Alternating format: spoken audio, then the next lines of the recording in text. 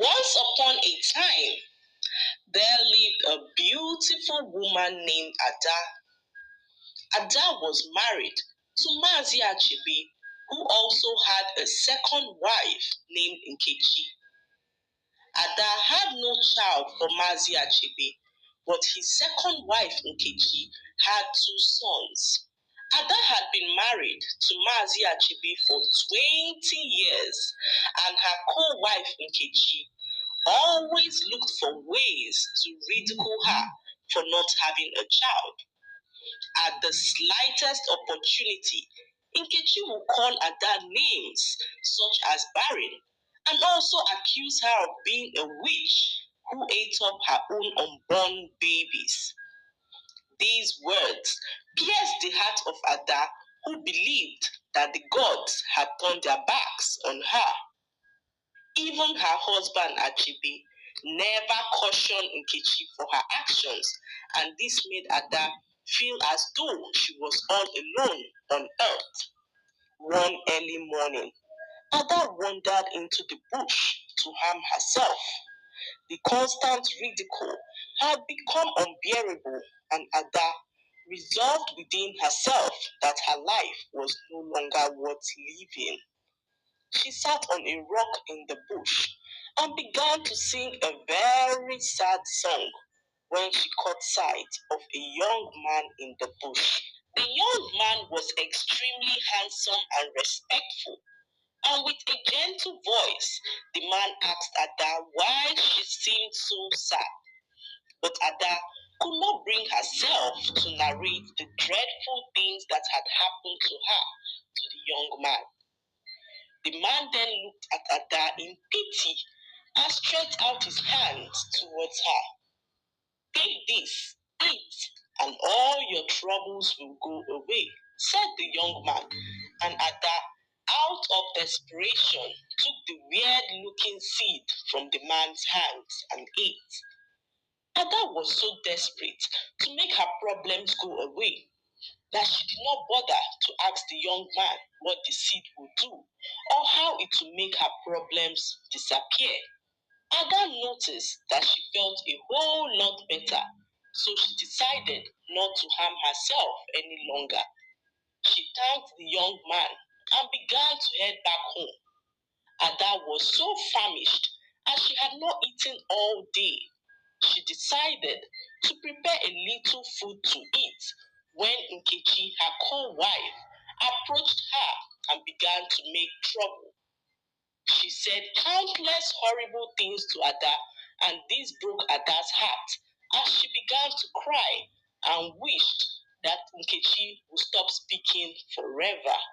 The next thing that happened shocked Ada as Nkechi became mute instantly. Her speaking ceased, and the more she struggled to speak, the harder it was for her to utter a word.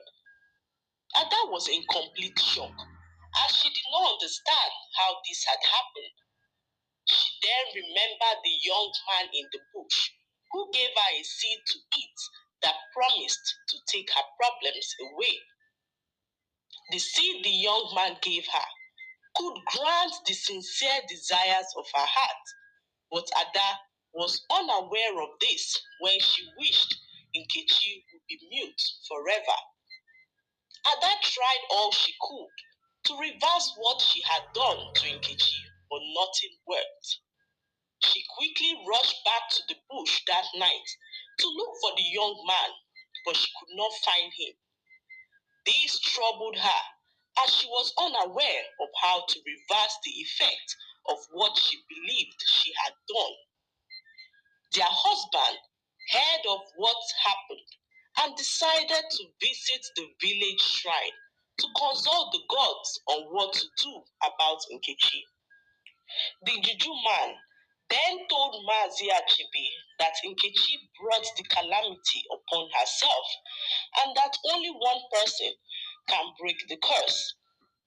The juju man went on to reveal that the person who could break the curse was in his household.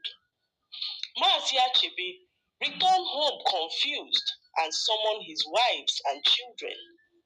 He told them all to take turns in trying to break the curse placed upon Nkechi. They did all they could, including Ada, but yet Nkechi remained mute. This troubled Ada greatly, and she decided within herself to forgive Nkechi for all her wrongs and to be kind to her, as she believed that her kindness and forgiveness might be the key to breaking the curse. Ada began to do nice things for Nkechi, and this agitated Nkechi further. Who blamed Ada for what had happened to her. One day, Nkechi's son, Obi, fell terribly ill and was at the verge of dying. Nkechi and Mazi Achebe did all they could to make him better. But as each day passed, Obi's health deteriorated. So one night, Nkechi was passing by Ada's hut when she heard Ada crying and wishing that Obi's health was restored. This touched Nkechi's heart as she felt the sincerity in Ada's cries. By morning, Obi miraculously gained his health, and Nkechi was in complete shock and remembered what happened the previous night. Nkechi could not speak, but something moved her to go make peace with Ada. How will I apologize to Ada in my mute state? Thought Nkechi, who was hell bent on making peace with her co-wife, Ada. She then decided to approach Ada to show her genuine gratitude to her for her son's health. She also knelt down before Ada and began to cry. This touched Ada, who was in total shock at this point. Immediately, Nkechi noticed that her voice had returned. She screamed in excitement and continued to beg Ada for forgiveness. She regretted all she did to Ada in the past and promised never to be wicked and heartless. The curse was lifted as the key to restoring Nkechi's voice was sincere and genuine apology and repentance from Nkechi, and not just the forgiveness of Ada. Ada forgave Nkechi at last, and they became good friends. It was then that Ada announced to everyone that she was pregnant, and everyone, including Nkechi, was overjoyed. The lesson to be learned from this story is that we should be kind to people always. Never look down or mock a person because of what they lack. Learn to be a pillar of strength to people around you, as it costs nothing to be kind. I hope you enjoyed the story. Please like, subscribe, and leave a comment. It helps us grow our channel. I'll see you in our next story. Bye.